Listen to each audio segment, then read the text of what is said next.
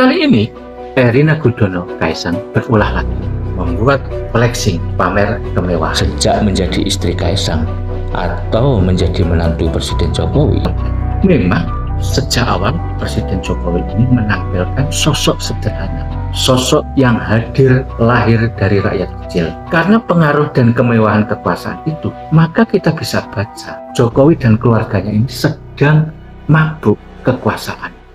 Erina kemudian mengalami adiksi atau ketergantungan gaya hedon tersebut.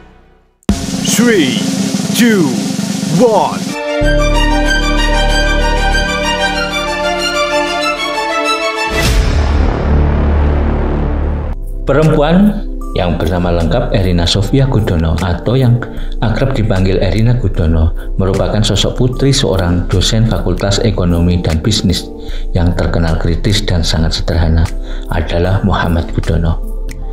Erina Gudono lahir ketika ayahnya sedang melanjutkan studi di Amerika, tepatnya di Pennsylvania, Amerika Serikat 11 Desember 1996.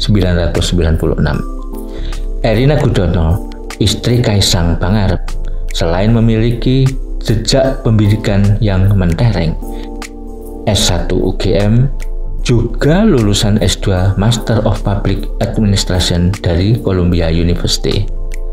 Bahkan Erina juga memiliki pengalaman pertukaran pelajar maupun mengikuti pendidikan lain di luar negeri, seperti University of Hong Kong atau yang lainnya. Di luar dunia pendidikan, Erina juga pernah menjadi finalis dan masuk dalam posisi 11 besar ajang kompetisi Putri Indonesia. Terlepas dari masalah kontroversi akhir-akhir ini, karena Erina Gudono sering pamer kemewahan sejak menjadi istri Kaisang atau menjadi menantu Presiden Jokowi, ternyata sebelumnya Erina memiliki aktivitas sosial yang terkait dengan kepedulian terhadap masyarakat pinggiran. Dia pernah berkegiatan di Sekolah Marginal Yogyakarta, memiliki program paket A, B, dan C, kelas calistung, donasi buku, serta kegiatan gender yang berbasis perempuan. Kemudian juga pernah didaulat menjadi pendidik di Biak, Papua. Lantas kenapa sekarang Erina Gudono sering menjadi sosok hedon yang selalu flexing kemewahan? Rupanya memang ada pergeseran gaya hidup yang saat ini terlihat, yaitu sebuah kehidupan kontradiktif dan ambivalensi pada diri Erina. Bisa saja ini semua karena ada pergeseran lingkungan, keluarga, dan sosial sekitar. Apalagi ditunjang pengaruh kekuatan posisi Jokowi. Maka boleh jadi lama-kelamaan Erina mengikuti gaya hidup mewah yang difasilitasi oleh sistem kekuasaan presidensial yang ada. Berikutnya, kemewahan itu menjadi kepribadian baru bagi Erina. Erina kemudian mengalami adiksi atau ketergantungan gaya hedon tersebut.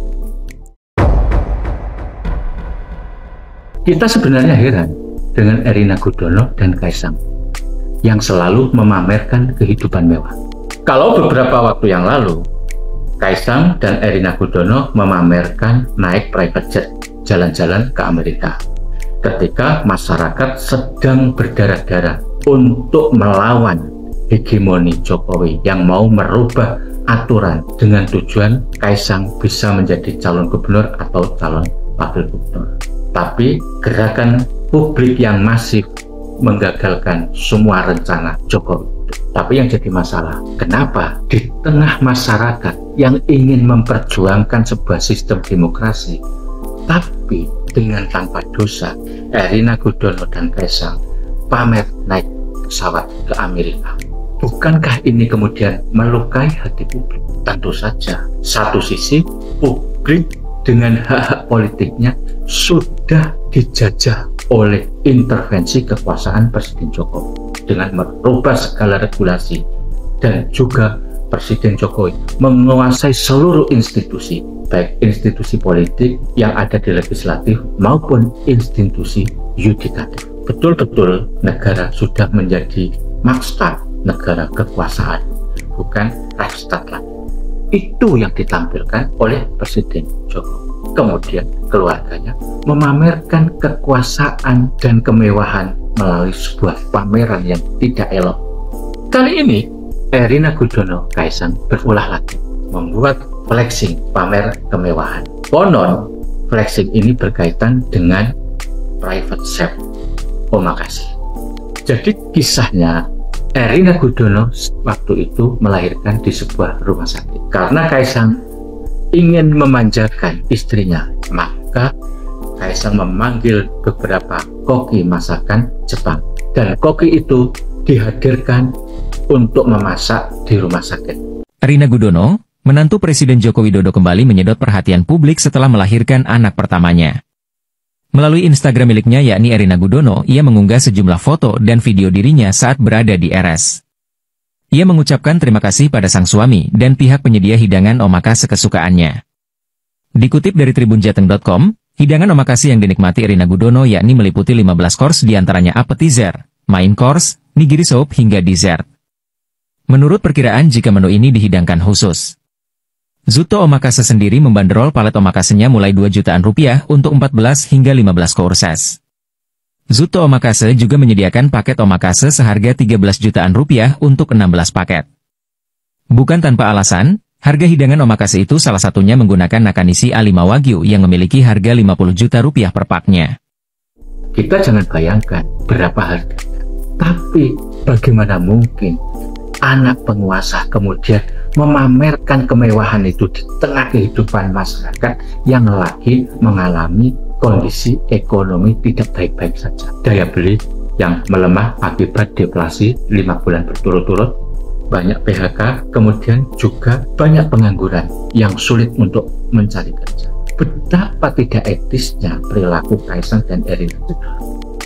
Tapi kalau kita baca, ada apa sebenarnya di dalam diri Presiden Jokowi dan keluarganya? Memang sejak awal Presiden Jokowi ini menampilkan sosok sederhana, sosok yang hadir lahir dari rakyat kecil, rakyat proletariat. Tetapi perkembangannya setelah Jokowi mampu menjadi wali kota, gubernur hingga presiden, kayaknya Jokowi dan keluarganya ini sangat menikmati dengan kemewahan kekuasaan serta pengaruh yang ada.